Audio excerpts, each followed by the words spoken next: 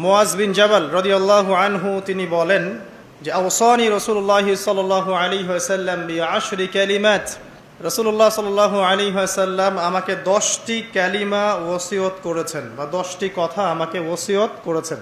তিনি বলেন ক্বাল লা তুশরিক বিল্লাহি শাইআ ওয়া ইন কুতিলতা ওয়া হুরিকতা। মুআজ বিন জাবাল রাদিয়াল্লাহু আনহু বলছেন নবী সাল্লাল্লাহু আলাইহি ওয়াসাল্লাম আমাকে যে 10টি ওসিয়ত করেছেন তার প্রথমটা হচ্ছে তুমি আল্লাহর সাথে কাউকে শরিক করবে না যদি তোমাকে জ্বালিয়ে দেওয়া হয় অথবা হত্যা করা হয়, 1 নাম্বার। 2 ওয়ালা তাউক্কান্না ওয়ালিদাক, তুমি তোমার পিতা মাতার অবাধ্য হবে না। ওয়ালা তাউক্কান্না ওয়ালিদাইক, তুমি তোমার পিতা মাতার অবাধ্য হবে না যদিও তারা তোমাকে তোমার সম্পদ এবং পরিবার থেকে বঞ্চিত করে। 3 ওয়ালা তাতরুকান্না সলাতাল মাকতুবাতা মুতাআম্মিদান, কোশ্চিনকালেও কখনোই, ওয়ালা তাতরুকান্না এখানে তাকিদ দেওয়া হয়েছে, অর্থাৎ কোনো অবস্থাতেই তোমার উপরে যে ফরজ সালাত আছে এটাকে ইচ্ছাকৃতভাবে ছেড়ে দিবে না। 4 নাম্বার ওয়ালা তাশরাবান্নাল খামরা, কোনো অবস্থাতেই মদ পান করবে না। ওয়ালা তাশরাবান্নাল খামরা, কোনো অবস্থাতেই মাদকদ্রব্য সেবন করবে না।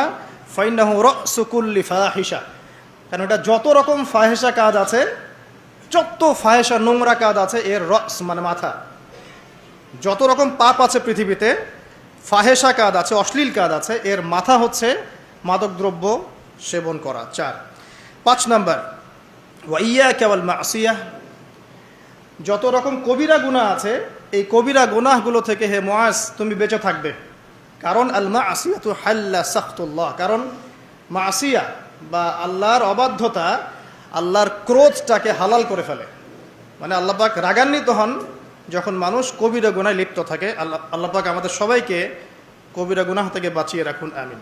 6 ওয়া ইয়াকা ওয়াল ফিরার মিনাস সাহফি ওয়া ইন হালাকান নাস, যুদ্ধের মাঠ থেকে কখনো পালিয়ে যাবে না হে মুআজ যদি দেখো তোমার জীবদ্দশায় মুসলিমদের সাথে কুফফারদের জিহাদ হচ্ছে, যুদ্ধ হচ্ছে, তাহলে যুদ্ধের মাঠ থেকে কখনো পালিয়ে যাবে না। ওয়া ইন হালাকান নাস, যদি সমস্ত মানুষ সবাই ধ্বংস হয়ে যায় তারপরেও হে মুআজ তুমি যুদ্ধের মাঠ থেকে পালিয়ে যাবে না, এটা 6। 7 ওয়া ইযা আসাবান নাসু মাউতুন ওয়া আনতা ফীহিম ফাসবুত, যদি দেখো তুমি এমন একটা জনগোষ্ঠীর মধ্যে আছো যেখানে মহামারী দেখা দিয়েছে, যদি দেখো যে এমন একটা অবস্থায় তুমি আছো যে মানুষের মধ্যে মহামারী দেখা দিয়েছে আর তুমি সেখানেই অবস্থান করছো, তাহলে সেখানেই থাকো, তাহলে সেখান থেকে অন্য কোথাও যেও না। 8 ওয়ানফিক আলা আহলিক মিন কওলিক, তোমার সামর্থ্য অনুযায়ী তুমি তোমার পরিবার বর্গের উপর খরচ করো। আল্লাহ পাক তোমাকে যে সামর্থ্য দিয়েছেন এই সামর্থ্য অনুযায়ী তুমি তোমার পরিবার বর্গের উপরে খরচ করো।